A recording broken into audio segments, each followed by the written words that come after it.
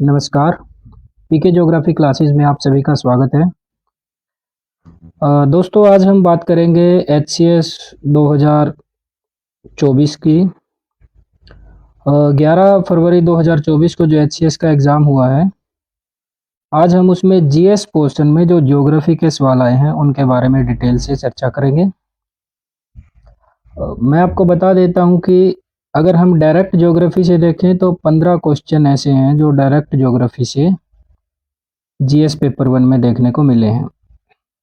उसके अलावा 2 क्वेश्चन ऐसे हैं जिनको हम करंट अफेयर्स में या स्कीम्स में और अगर कहें तो ज्योग्राफी में ऐड कर सकते हैं। लेकिन प्योर ज्योग्राफी की बात करें तो टोटल 15 क्वेश्चन ऐसे हैं जो निश्चित तौर पर ज्योग्राफी का हिस्सा है। तो आज की वीडियो में हम डिटेल से हर एक क्वेश्चन के बारे में जानेंगे कि कौन सा क्वेश्चन कहाँ से लिया गया है और उसका सही आंसर क्या है और क्यों है।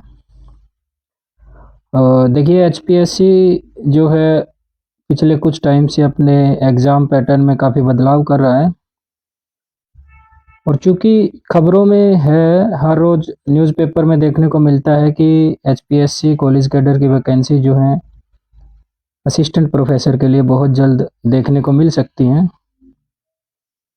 कब तक आएंगी वो मैं नहीं बता सकता, लेकिन चूंकि बार बार न्यूज़पेपर में देखने को मिल रही है तो हो सकता है जल्द हमें देखने को मिले।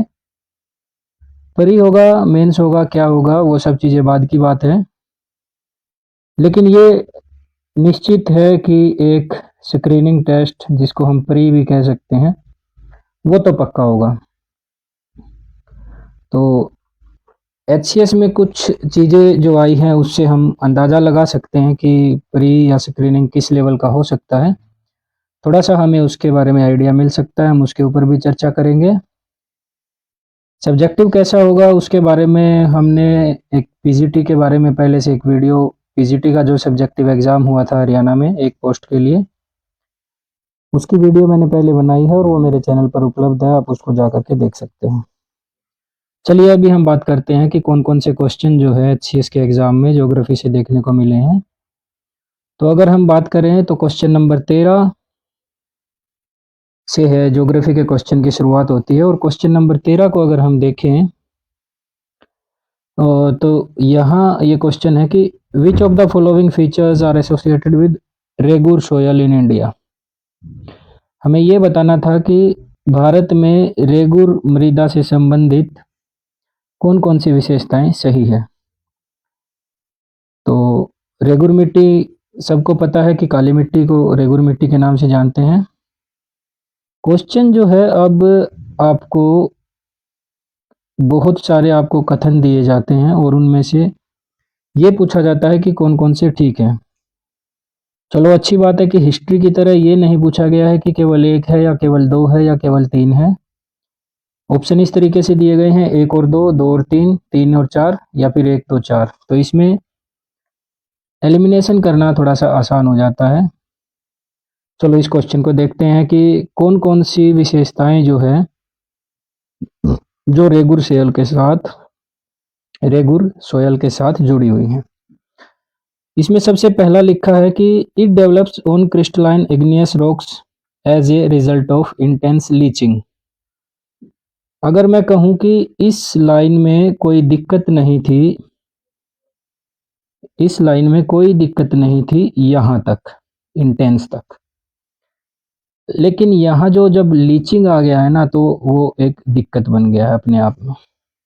अगर यहाँ लीचिंग की जगह वेदरिंग लिखा होता, या हम यहाँ कहें कि यह यहाँ जो लीचिंग है हिंदी में अगर हम कहें यह तीव्र लीचिंग के परिणाम स्वरूप क्रिस्टलीय आग्नेय चट्टानों पर विकसित होती है। अगर यहाँ लीचिंग की जगह अपक्षय होता, जिसको हम अपक्षय या अपक्षय या वेदरिंग बोलते हैं इंग्लिश में, अगर ये वो होता तो ये ठीक हो जाता। चूंकि ये लीचिंग दिया हुआ है तो एक जो है वो गलत है। तो फर्स्ट जो स्टेटमेंट है वो गलत है, यानी कि आपका ए गलत हो गया और आपका डी गलत हो गया। सेकंड की बात करें उसके बाद, अगर हम सेकंड स्टेटमेंट ये बोलता है कि it is rich in iron, potash and phosphoric contents. Hindi में बात करें, यह आयरन, पोटास और फास्फोरस सामग्री से भरपूर होती है। अगर हम इसको यहाँ तक देखें तो ये बिल्कुल ठीक है, क्योंकि बहुत सारे बच्चों ने इसको आयरन और पोटास देख करके शायद हो सकता है ठीक कर दिया होगा, लेकिन इसमें आप देखें कि इसमें फास्फोरस भी लिखा हुआ है। यहाँ अगर आप देखोगे तो फास्फोरिक सामग्री भी लिखा है। और अगर हम बात करें रेगुर मिट्टी की, तो उसमें फास्फोरस जो है वो फास्फोरस नाइट्रोजन आपको कम मात्रा में देखने को मिलते हैं, तो इसलिए बी भी जो है आपका वो गलत हो जाएगा। एक स्टेटमेंट और दो स्टेटमेंट जो है आपकी गलत हो गई, यानी कि ए गलत पहले से है, डी गलत फिर से हो गया, अब आपका बी भी गलत हो जाएगा। तो बचेगा क्या आपके पास, सी और डी, 3 और 4। फिर भी देख लेते हैं। It is typically found in north west region of Deccan प्लेटू and made up of lava. अगर हम बात करें भारत में दक्कन के पठार की, तो ये जो हिस्सा है ये दक्कन का पठार है। यहाँ का जो हिस्सा है ये दक्कन का पठार है, और हमें पता है कि इस हिस्से में गुजरात और महाराष्ट्र में हमें रेगुर मिट्टी देखने को मिलती है, जो कि इसका नॉर्थ वेस्ट रीजन है। दूसरा, इसने बोला कि ये लावा के प्रवाह से बना है, हमें पता है कि ये लावा के प्रवाह से बना है, तो स्टेटमेंट 3 ठीक है। और चौथी, ये बोलता है कि ये कैल्शियम कार्बोनेट यानी कि चूना, मैग्नीशियम, पोटास और लाइम, इन सब में ये भरपूर मात्रा में, प्रचुर मात्रा में ये सारी चीज़ें इसमें आपको देखने को मिलती है।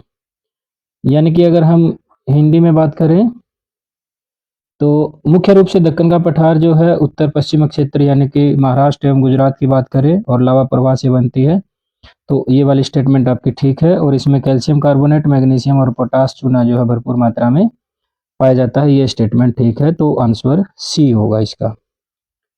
अगले अगर क्वेश्चन की हम बात करें, क्वेश्चन नंबर 14, इसको जब हम देखते हैं तो यहाँ लिखा गया है कि ये आपसे, ये जो स्टेटमेंट है ये आपसे रेड एवं येलो सॉइल यानी कि लाल और पीली मिट्टी के बारे में पूछी गई है। Which of the following characteristics is associated with red and yellow soils in India? निम्नलिखित में से कौन सी विशेषता भारत में लाल और पीली मृदा के लिए से संबंधित है? तो लाल और पीली मृदा से संबंधित हमें विशेषताएं बतानी है। अगर हम इसमें बात करें तो फर्स्ट लाइन लिखी है कि it develops on crystalline igneous rocks in the area of heavy rainfall. यहाँ हैवी रेनफॉल लिखा हुआ है, लेकिन हम देखते हैं कि लाल और पीली मिट्टी जहाँ भी पाई जाती है वो रेन शैडो रीजन है, वृष्टि छाया प्रदेश में आपको लाल और पीली मिट्टी देखने को मिलती है। हैवी रेनफॉल का जो एरिया वहां पर आपको लेटराइट मिट्टी देखने को मिलेगी। तो फर्स्ट स्टेटमेंट जो है वो गलत है। हिंदी में देखें, यह अति वर्षा वाले क्षेत्रों में क्रिस्टलीय आग्नेय चट्टानों पर विकसित होती है, नहीं, ये शुष्क इलाकों में आपको देखने को मिलती है। और सेकंड की बात करें, it develops a reddish colour due to the diffusion of iron in crystalline and metamorphic rocks. यह क्रिस्टलीय और कायांतरित चट्टानों में आयरन के डिफ्यूजन के कारण लाल रंग की होती है। ये बात बिल्कुल सही है, इसका लाल रंग जो है वो आयरन के कारण होता है, और अगर उसमें किसी भी प्रकार से नमी ऐड हो जाती है तो वो येलो कलर में कन्वर्ट हो जाता है।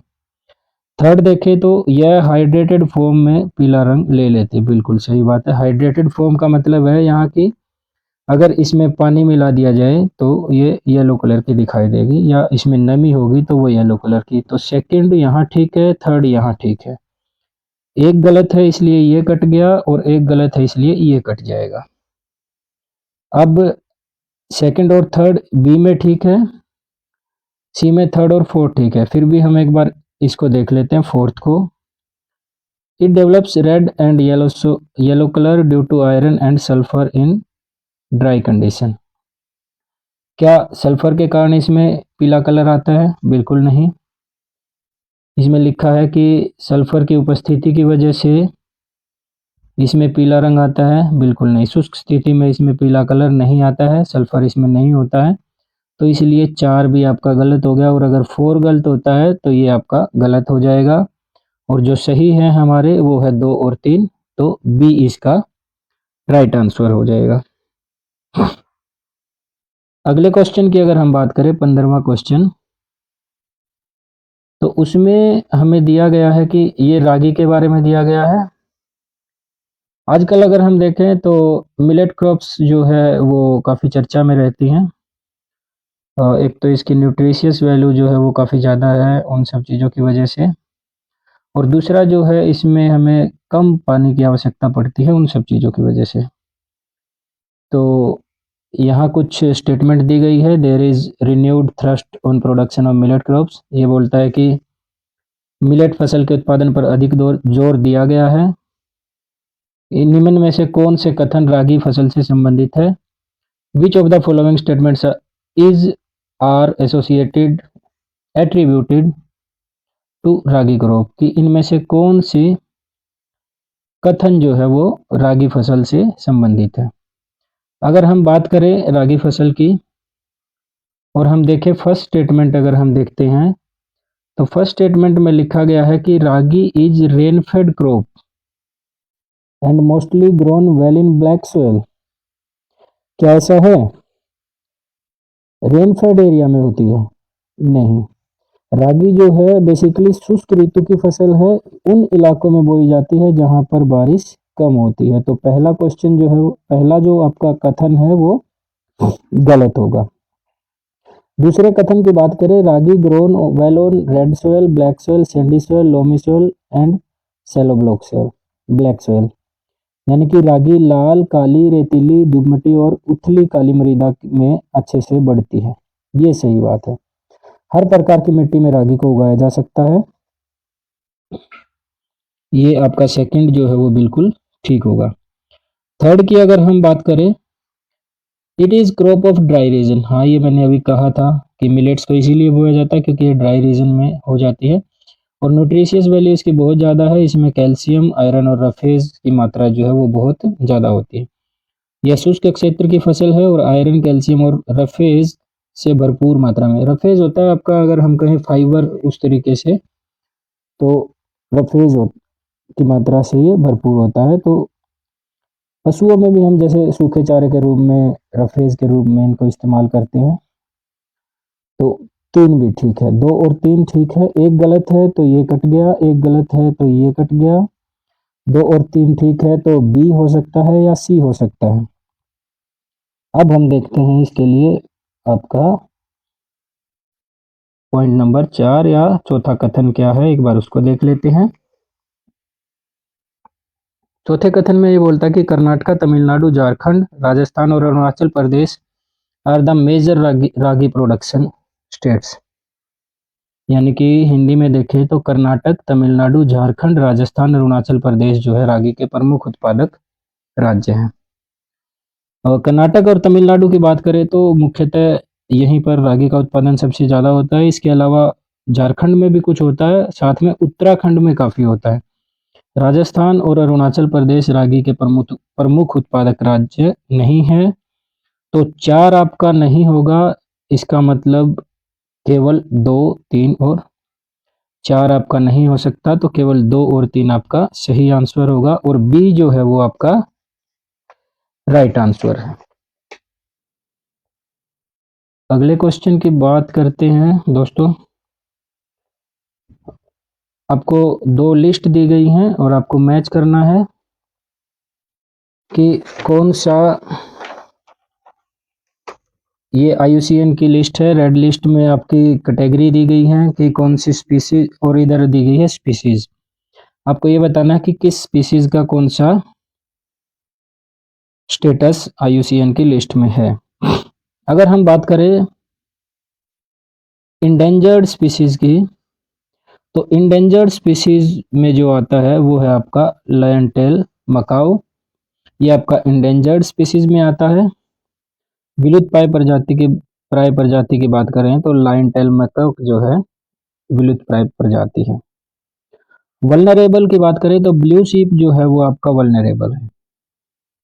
तो अगर हम देखें पहले का तीसरा यहाँ है, और पहले का तीसरा यहाँ है, दूसरे का दूसरा आपको यहाँ दूसरे का पहला और यहाँ दूसरे का दूसरा। तो इस हिसाब से देखें तो बी आपका राइट आंसर होगा।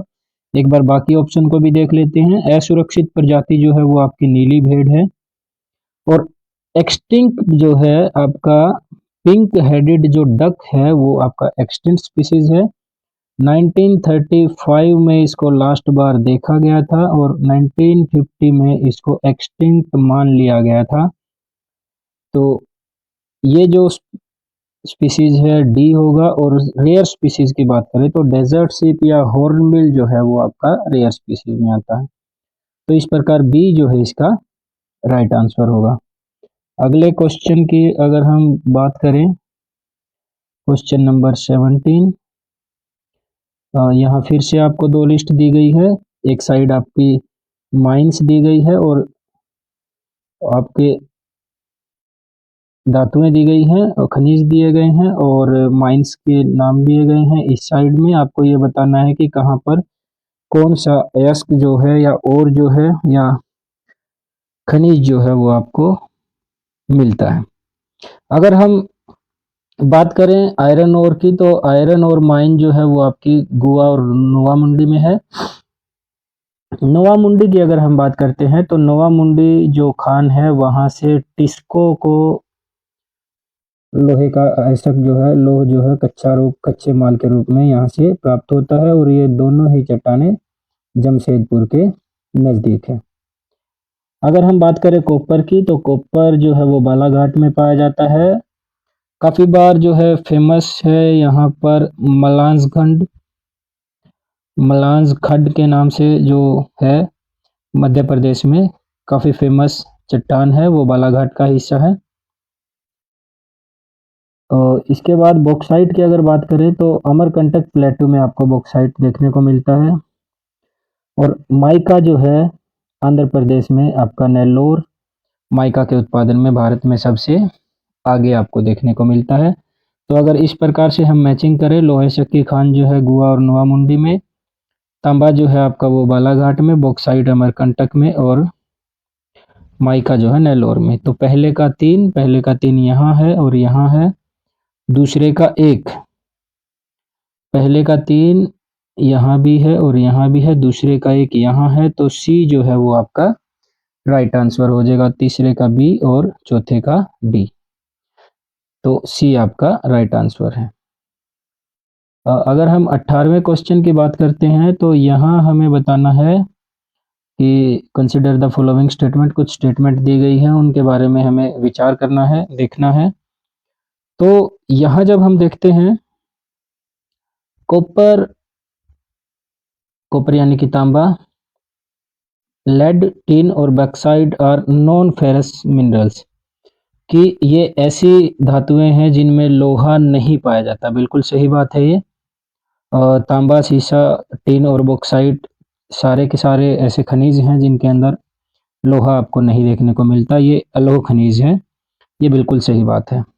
सेकंड स्टेटमेंट की बात करता है, मैंगनीज, लोहा, कोबाल्ट और अभ्रक फेरस खनिज है, यानी कि इनमें लोहा है। यहाँ पर अभ्रक अगर आप देखोगे तो वो फेरस खनिज नहीं है। माइका जो है वो फेरस खनिज नहीं है, तो सेकंड जो है वो आपका गलत हो जाएगा। सेकंड जो है वो आपका गलत हो जाएगा। तो सेकंड अगर गलत होता है तो ये भी गलत हो गया और ये भी। अब बचता है पहला और दूसरा, ए और बी बचता है। तीसरे की बात करें, पोटास, मार्बल और ग्रेनाइट सारे के सारे नॉन मेटेलिक मिनरल है। बिल्कुल सही बात है, सारे के सारे नॉन मेटल्स हैं। पोटास, मार्बल और ग्रेनाइट जो है सारे के सारे अधात्विक खनिज है। तीसरा भी आपका ठीक हो गया। और ए ऑप्शन अगर हम देखें तो उसको आप में पहला और तीसरा ठीक है।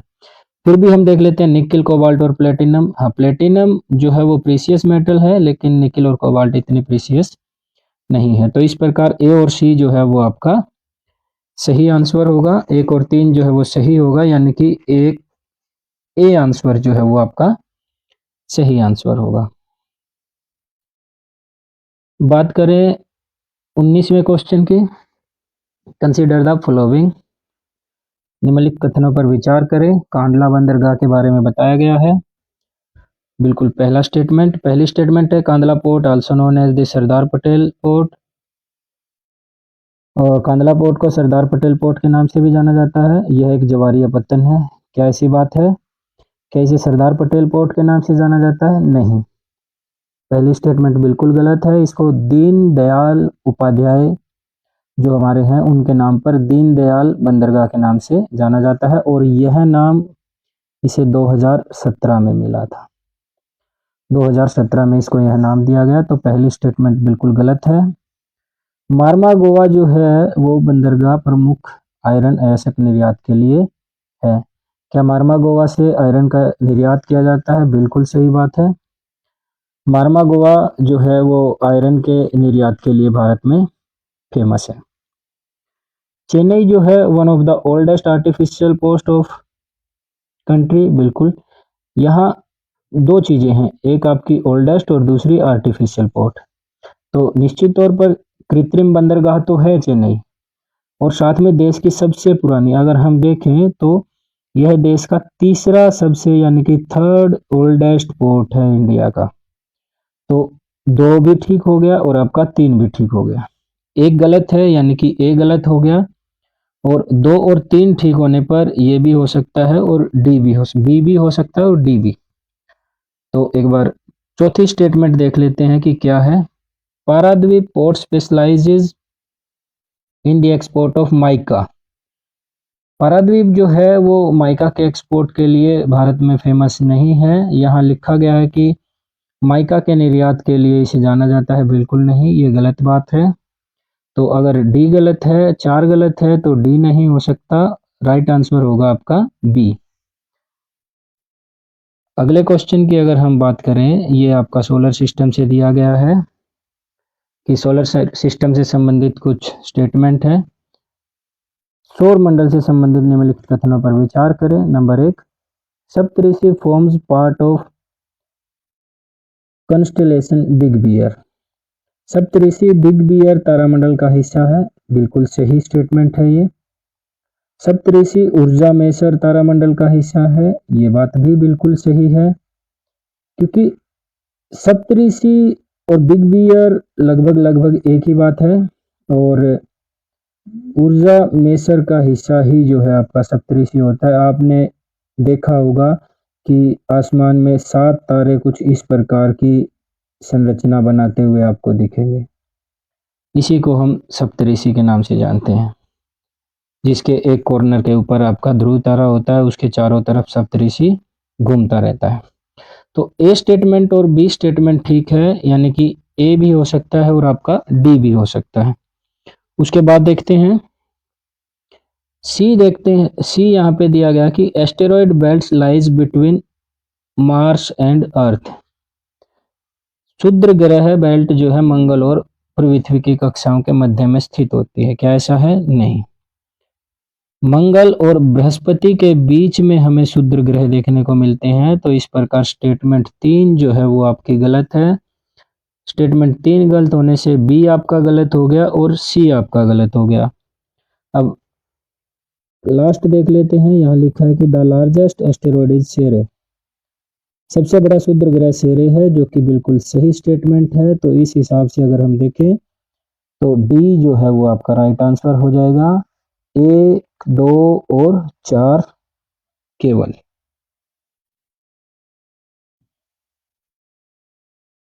दर्रे, ज्योग्राफी में कोई भी एग्जाम है उसमें 2-3 चीजें आपकी बड़ी फेमस बार बार पूछी जाती हैं। दर्रे हैं उनमें से, दर्रे जो है उनमें से एक है। और अगर हम देखें दूसरा जो है वो डेल्टा के टाइप्स जो है वो बार बार बहुत सारे एग्जामों में आपको देखने को मिलेंगे। यहाँ हालांकि इस क्वेश्चन में थोड़ी सी गलती है। यहाँ लेक लिखा हुआ है, सिपकी लेक और लिपू लेक। यहाँ लेक ने होकर के ला होना चाहिए। यहाँ झील है, यहाँ झील ने होकर के दर्रा होना चाहिए, सिपकी ला होना चाहिए। तो ये यहाँ पर गलती है, कमीशन ने थोड़ी सी इसको एग्जाम बनाने वाले में लिखने में थोड़ी सी इसकी गलती की गई है। फिर भी देख लेते हैं हम, हमें उचित मिलान करना है। सिपकी ला शिपकिला दर्रा बहुत फेमस है, बार बार एग्जाम में पूछा जाता है और हमें पता है शिपकिला दर्रा हिमाचल प्रदेश में है। सतलुज नदी जब इंडिया में एंटर जहाँ से करती है तो लाहौल स्पीति के आसपास, किन्नौर के आसपास की जो बाउंड्री है, वहाँ का जो इलाका है सतलुज, वहाँ से एंट्री करती है इंडिया में और वहाँ बनता है आपका शिपकिला दर्रा। तो शिपकिला दर्रा हिमाचल प्रदेश में, अगर हम कहें पहले का बी, पहले का सेकंड, तो एक ही आंसर में मिलाया गया है, ठीक मिलान हुआ है। तो आगे देख लेते हैं लिपू लेक। लिपू लेक हमें पता है उत्तराखंड में है, जो कि हमारा तिब्बत के साथ उत्तराखंड को जोड़ता है, तो बी का थर्ड। जेलेपला, जेलेपला जो है वो सिक्किम में है, ये भारत को चाइना के साथ जोड़ता है और अभी पीछे इसको व्यापार के लिए खोला भी गया था। बुर्जिल्ला, ये भी काफ़ी फेमस कश्मीर में है। ये सारे के सारे जो हैं, चार के चार जो आपके दर्रे यहाँ पर दिए गए हैं, वो बार बार एग्जाम में पूछे जाते हैं, तो राइट आंसर होगा आपका बी, इसमें कोई मुश्किल नहीं था। अगला क्वेश्चन जो है वो है आपका, कुछ जगह दी गई है आपको और वहाँ पर आपको बताना है कि किस प्रकार के मिनरल्स जो हैं वो आपको देखने को मिलते हैं, आपको मैचिंग करनी है। इस प्रकार के क्वेश्चन खासतौर पर पीसीएस में देखने को मिलते हैं। कॉलेज कैडर में इस प्रकार के पेपर थोड़े से कम, क्वेश्चन जो है थोड़े से कम देखने को मिलते हैं। उसमें आपको बाकी जो आपका ऑप्शनल है या ज्योग्राफी का जो सिलेबस है उस तरीके से पेपर में देखने को मिलता है, लेकिन पीसीएस में हर बार इस तरीके के एक दो क्वेश्चन आपको देखने को मिलते हैं इंडिया के रिगार्डिंग और वर्ल्ड लेवल पर।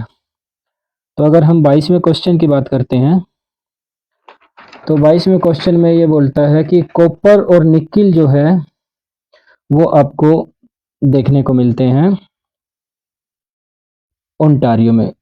कॉपर और निकिल का उत्पादन जो है वो बेसिकली कनाडा में काफ़ी सबसे ज़्यादा होता है, काफ़ी ज़्यादा होता है और उसी के साथ यूएसए में भी होता है। तो ओंटारियो जो रीजन है वो आपका कनाडा में पड़ता है, कनाडा, तो इसलिए आपका जो कॉपर और निकिल जो होगा वो सेकंड ऑप्शन होगा। तो अगर हम सेकंड ऑप्शन की बात करें तो यहाँ केवल ऑप्शन ए में ही सेकंड ऑप्शन दिया है और यहीं से आपका सवाल जो है वो हो जाता है। फिर भी अगर हम चाहें तो देख सकते हैं, क्रोमाइट जो है वो आपका साउथ अफ्रीका में देखने को मिलता है। फॉस्फेट के लिए जो है वो अल्जीरिया जाना जाता है, अल्जीरिया में फॉस्फेट काफ़ी मात्रा में मिलता है। तो बचा क्या, लाइमस्टोन वो काके कस्मी, तो ए जो है वो आपका राइट आंसर होगा। अगले क्वेश्चन की अगर हम बात करें तो यहाँ फिर एक और फिर लिस्ट आई है और ये बड़ा ही ये जो क्वेश्चन है ये मुझे लगता है आज से 4-5 साल पहले नेट में बड़ी बार पूछा गया है। एचपीएससी का जितने भी कॉलेज कैडर के एग्ज़ाम हुए हैं असिस्टेंट प्रोफेसर के, मुझे लगता है लगभग सब में पूछा गया है। इसके अलावा आपको अलग अलग जो भी स्टेट के मतलब पीसीएस में देखने को मिलेगा और आपको ये क्वेश्चन काफ़ी फेवरेट है कमीशन का, हर कमीशन का काफ़ी फेवरेट है। ये घास के मैदान दिए गए हैं और इधर आपको जगह दी गई है कि कौन सा कहाँ पर पाया जाता है। तो अगर हम बात करें वेल्ड की, वेल्ड जो है आपका वो साउथ अफ्रीका में आपको मिलता है। अगर पंपाज की बात करें तो पंपाज जो है वो आपका साउथ अमेरिका में आपको देखने को मिलता है। पंपाज जो है साउथ अमेरिका में, और इसी का जो भाग है कंपोज, वो आपको कंपोज जो है वो ब्राज़ील में देखने को मिलता है। प्रेरीज जिसको हम बोलते हैं वो आपका नॉर्थ अमेरिका में देखने को मिलता है। तो काफ़ी सिंपल क्वेश्चन, वेल्ड दक्षिण अफ्रीका, पंपाज जो है वो दक्षिण अमेरिका, कैंपोज जो है ब्राज़ील और प्रेरी जो है वो उत्तरी अमेरिका। तो इस प्रकार पहले का दूसरा अगर हम देखें तो दो जगह है, यहाँ और यहाँ। दूसरे का चौथा केवल डी ऑप्शन में है, तो डी जो है वो आपका सही आंसर होगा। अगर हम अगले क्वेश्चन की बात करें तो ये जेट स्ट्रीम से रिलेटेड है। जेट स्ट्रीम क्या है? जेट स्ट्रीम के बारे में जब हम पढ़ते हैं तो हमें पता है कि जेट स्ट्रीम जो है वो अपर एयर सर्कुलेशन का एक पार्ट है और वेस्टर्लीज, अपर एयर सर्कुलेशन में जो वेस्टर्लीज चलती हैं उनका एक भाग है। और रोसबी वेव्स जहाँ बनती है उसके बाद जेट स्ट्रीम हम बोलते हैं कि ये हमारी मियांडरिंग करती हुई वहाँ पर चलती है कुछ इस तरीके से। तो ये बोलता है, फर्स्ट स्टेटमेंट है यहाँ पर, the jet stream are the strong cores of upper level westerly winds which follow meandering path. बिल्कुल मियांडरिंग पाथ होता है और इसकी स्पीड बहुत ज़्यादा होती है, सही बात है। जेट स्ट्रीम ऊपरी स्तरीय पछुआ हवा के मजबूत कोर है जो विसर्पी पथ का अनुसरण करते हैं। कथन एक बिल्कुल सही है। अगर हम दूसरे कथन की बात करें, the term jet stream was first applied to high velocity upper level winds during World War second. Jet stream शब्द का विश्व युद्ध सेकंड के दौरान उच्च वेग की ऊपर स्तरीय हवाएं के लिए पहली बार प्रयोग किया गया था। जेट स्ट्रीम जो है वो बेसिकली सेकंड विश्व युद्ध के टाइम ही खोजी गई थी, जब अमेरिका जो है अपने जो फाइटर जेट्स है उनको लेकर के जब जापान के ऊपर विस्फोट करने गया था, तो उसकी स्पीड जो है वो घटी थी जापान की तरफ जाते हुए, और वापस आते हुए स्पीड जो है वो बढ़ गई थी, क्योंकि अपर एयर सर्कुलेशन में पछुआ हवाओं का इफेक्ट हुआ था, और वहीं से सबसे पहली बार जेट स्ट्रीम के बारे में पता लगा था। तो कथन 2 भी सही है और ए और बी दोनों सही है, तो मतलब ए ऑप्शन आपका सही है। दोनों ही कथन जो है आपके सही है। अगला क्वेश्चन है आपका माउंटेन ब्रीज, और माउंटेन ब्रीज जो है वो एक सामयिक पवन है। मानसून जैसे हम मानसून पढ़ते हैं, हम पर्वत समीर और घाटी समीर पढ़ते हैं, उसी प्रकार हम पढ़ते हैं हमारा समुद्र समीर और स्थल समीर। तो माउंटेन ब्रीज क्या होता है कि जब हवा जो है माउंटेन से ठंडी होकर के नीचे की तरफ उतरती है शाम को, रात के समय जब हवाएं जो है माउंटेन के पर्वत के ऊपर से नीचे की तरफ चलती हैं तो उसे बोलते हैं पर्वत समीर, और जब हवाएं नीचे उतरती है तो उसको बोलते हैं कैटाबैटिक। तो पहले का हो जाएगा दूसरा, तो पहले का अगर हम दूसरा देखते हैं तो बी आपका आंसर हो जाएगा। बड़े सिंपल जो है मैचिंग के सवाल दिए गए हैं, अगर आपको एक आता है तो लगभग लगभग आपका सवाल जो है वो पूरा हो जाता है। चिनूक, चिनूक को सनोइटर्स के नाम से भी जानते हैं, और ये आपको रॉकी पर्वत के पास दिखाई देती है, तो चिनूक का हो जाएगा 3। और शिमूम जो है वो आपकी अफ्रीकन डेजर्ट और एशियाटिक, ये जो आपका इलाका है अरब और सहारा के बीच का, अरब और आपका अफ्रीका का जो इलाका है वहाँ आपको देखने को मिलती है शिमूम। और सिरोको पवन सहारा रेगिस्तान में, इटली में जो खून की वर्षा इन्हीं पवनों के द्वारा की जाती है। तो इस प्रकार अगर हम मैच करें तो बी जो है वो आपका राइट आंसर होगा। ये जो लोकल विंड्स हैं, ये 3 जो है वो लोकल विंड्स हैं, और माउंटेन ब्रीज जो है वो आपका सामयिक पवन है या टेम्पोरल विंड है। तो लोकल विंड्स के बारे में भी काफ़ी एग्जाम में काफ़ी बार पूछा जाता है, तो ये काफ़ी इम्पोर्टेंट और अच्छा टॉपिक है। एंजल फॉल, एंजल फॉल के बारे में हमने काफ़ी बार पढ़ा है कि एंजल फॉल जो है वेनेजुएला में है। योमेसाइट जो है वो आपका कैलिफोर्निया यूएसए में पड़ता है। नियाग्रा का हम सबको पता है कि वो यूएसए और कनाडा के बॉर्डर के ऊपर है। इसी प्रकार विक्टोरिया की अगर हम बात करें तो वो साउथ अफ्रीका में है। काफ़ी आसान क्वेश्चन था, ए जो है इसका राइट आंसर होगा।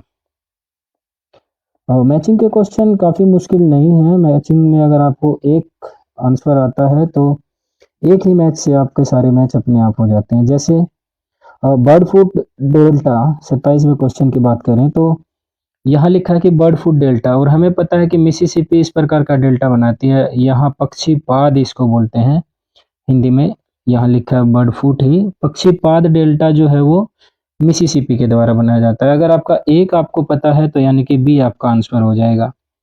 बाकी हम देख लेते हैं फिर भी।